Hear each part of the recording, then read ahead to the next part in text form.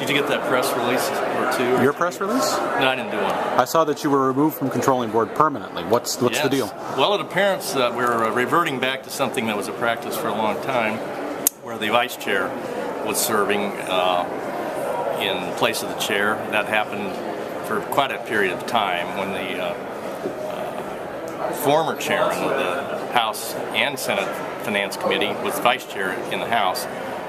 Representative Carey served in that capacity, and apparently we're reverting back to that. And I think that's a workable plan. Mr. McLean is very capable, and I think it can work.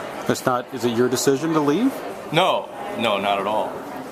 No, but then again, I have a very good relationship and have had for many years with the Speaker.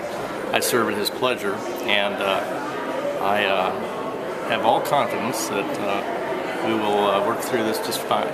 You voiced concern about, I got your statement earlier where you voiced some concern about going through this instead of going through the full legislature. Could you explain your position on that? Yes, I don't think this is going to go well.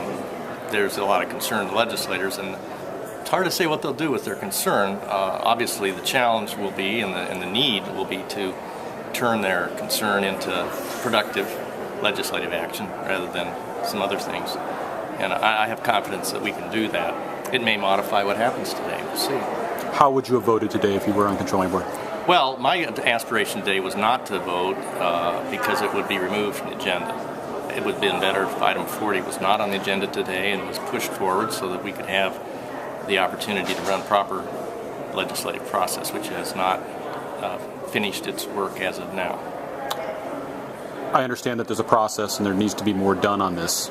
What's your position on where things stand on Medicaid expansion in general?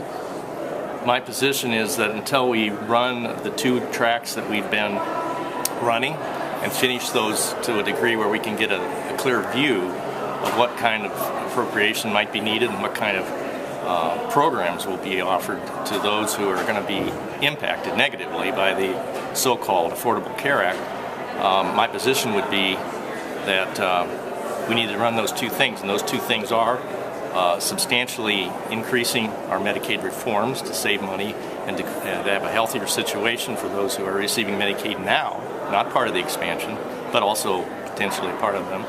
As secondly, to run the legislation that we think will be helpful for more Ohioans to move up and off of needing public assistance, including Medicaid.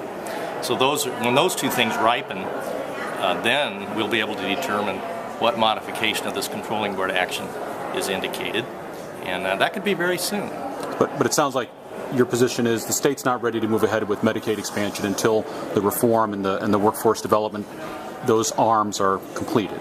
Is that an accurate portrayal? It's disappointing that the appeal to leaders to change their direction has apparently fallen on ears that are not listening right now. What do you mean? You lost me. It appears that